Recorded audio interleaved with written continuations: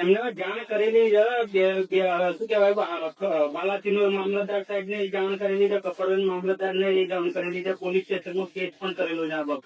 એટલે ગેરકાયદેસર ખનન થઈ રહ્યું છે.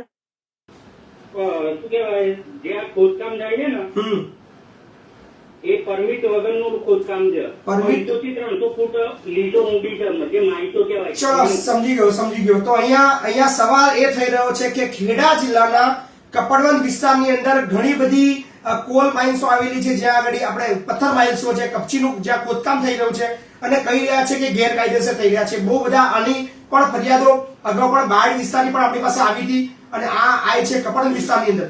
તો સવાલ અહીંયા એ છે કે સ્થાનિક મામલતદાર ત્યાં આગળ શું કરી રહ્યા છે. અહીંયા સવાલ સીધો કપડવંજ મામલતદારને થઈ રહ્યો છે કે મામલતદાર સાહેબ, તમારા વિસ્તારની અંદર આવી જે ગેરકાયદેસર રીતે ખનન પ્રક્રિયાઓ થઈ રહી છે તો તમે મતલબ આની અંદર એક્શન કેમ નથી લઈ રહ્યા.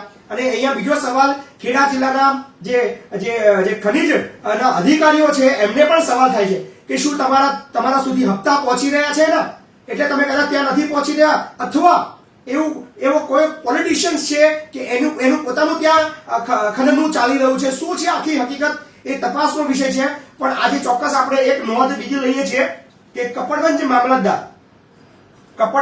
મામલતદારને આપણે અહીંયાથી જ એક લેટર તૈયાર કરીશું અને આપણે એમને દિન 7 ની અંદર આખી તપાસ કરવાનો આપણે હુકમ કરીશું. અહીંથી કહીશું કે દિન 7 ની અંદર તમારા વિસ્તારની અંદર જેટલી પણ કપચીઓની ગેરકાયદેસર ખનનની જે પ્રક્રિયા ચાલી છે એ બંધ કરાવો, નહીંતર મહીપતસિંહનો લાઈવ કેમેરો તમારા કપડવંજના ત્યાં કોની પર પહોંચશે અને જો ખોટું નીકળશે તો પછી શું થવાનું છે તમને બધાને ખબર છે.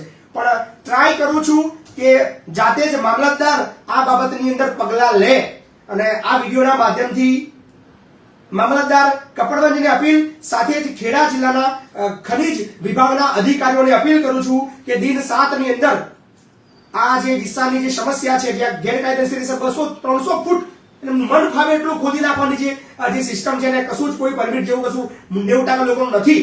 અને પરમિટ હોય તો પણ એક ખોદવાની એક લિમિટ હોય. તો આ બધું જે ગેરકાયદેસર છે એ તાત્કાલિક ધોરણે બંધ કરવામાં આવે. આભાર ભાઈ તમારો, ખૂબ ખૂબ આભાર કિરીટભાઈ.